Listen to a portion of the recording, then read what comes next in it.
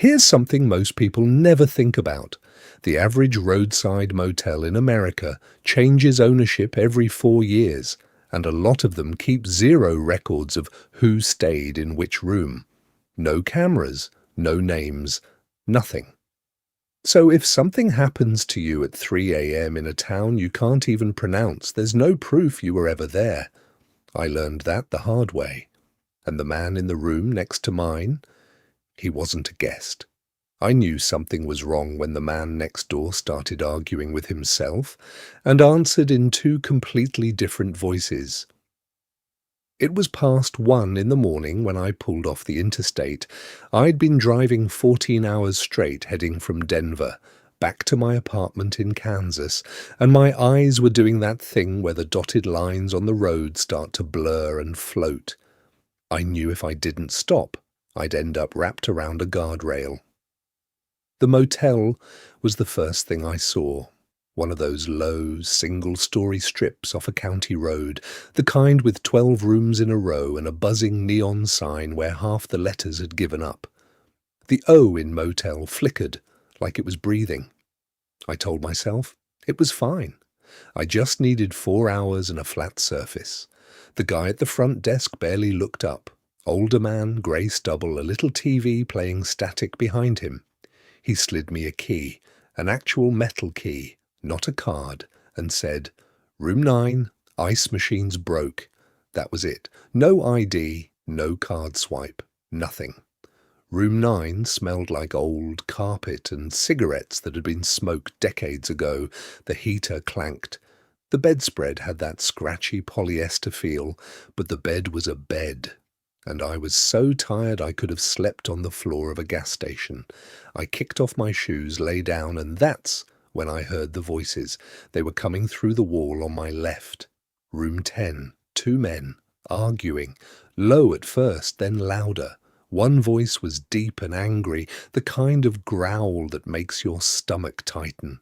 The other was higher, pleading, almost crying. I couldn't make out the words, just the rhythm of it. Accusation, then begging. Accusation, then begging. I figured it was a couple of guys who'd had too much to drink. None of my business. I rolled over and put the pillow over my head. But the longer I listened, the wronger it felt. Because there was no overlap. When two people fight, they talk over each other. They interrupt. They get loud at the same time. But this...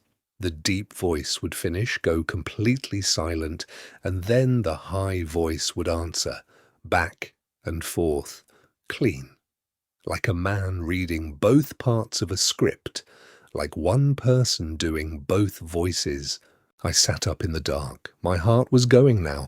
I told myself I was exhausted, that my brain was playing tricks. People talk to themselves. Maybe he was on the phone. Maybe the TV was on. Then the voices stopped. All at once, mid-sentence, and something knocked on the wall. Not a bump, a knock. 3 slow, deliberate raps, right next to my head, knuckles on drywall. I froze. I didn't move, didn't breathe, and then, soft as anything through the wall, a man whispered, "You hear me, don't you?" It wasn't a question. I want to tell you I did something brave. I didn't. I just sat there, gripping the blanket like a little kid, staring at that wall. I waited for more. Nothing came. Just silence and the clank of that heater. After maybe 20 minutes, I lay back down. My whole body was tense, but exhaustion is a powerful thing. I was right on the edge of sleep when I felt it. That prickle on the back of your neck, when you know you're being watched. I opened my eyes and turned toward the window. The curtains didn't quite close all the way. There was a gap, maybe 2 inches, and the parking lot light glowed through it. And in that gap, pressed right up against the glass, was a face.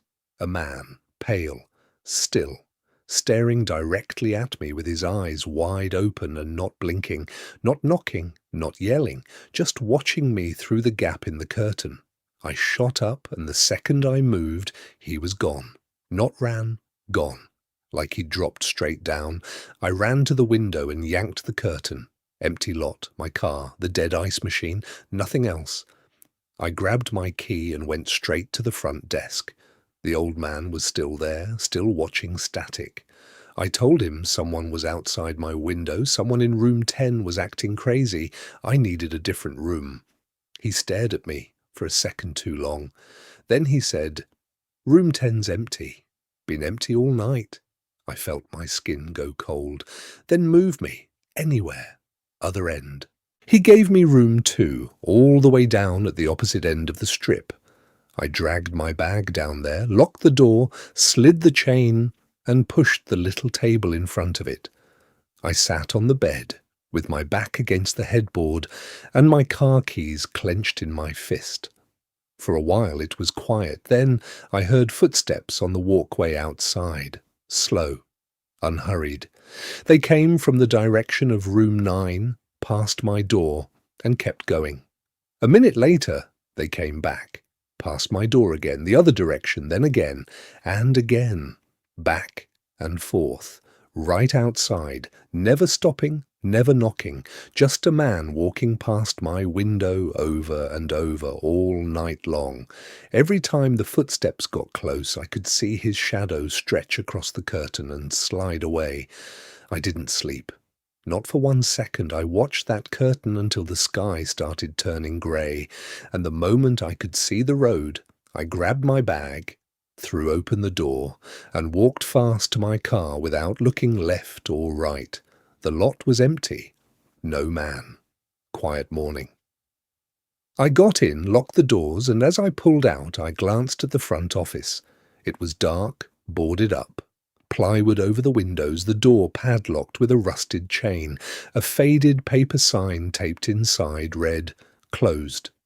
Not closed for the night, closed for good. The neon sign wasn't even plugged in.